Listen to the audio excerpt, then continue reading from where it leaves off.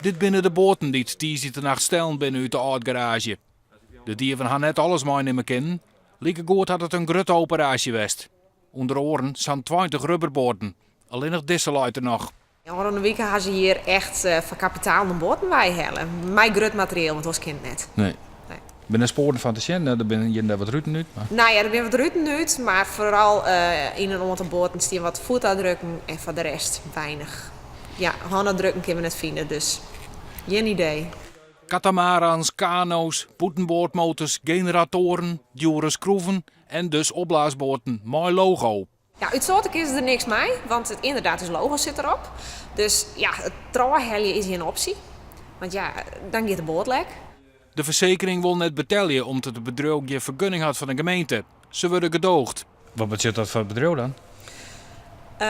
Wij hadden hier nog meer in. Je mag ermee op. Dat, ja. Dit is, financieel op zich is het te loeken, maar het is, op zaffelijk vlakken is het, ja, onmogelijk maken dat wij zeggen van nou, de puffen eruit. Het plezier is er van nou. Ze hopen dat ze nog wat van het stelling wordt waarom vinden, zodat de skeer behind bloot. De politie ziet het tjoegen, wat het maar toch opvallers aan krijgt. Dat maakt mij stikkers wat meestal gebeurt wezen, want er zijn dieselmotoren binnen de stijl. Nou, die zijn echt ontzettend zwier. Die teelt net met 2 man. Dus dat maakt mij een heel soort power gebeurd wezen. En er staan bandsporen boeten, dus we weten waar trocht ze weer een boeten gaan binnen. Dus ja, dat in mijn oorhangwagen of wat dan ook is dat gebeurt.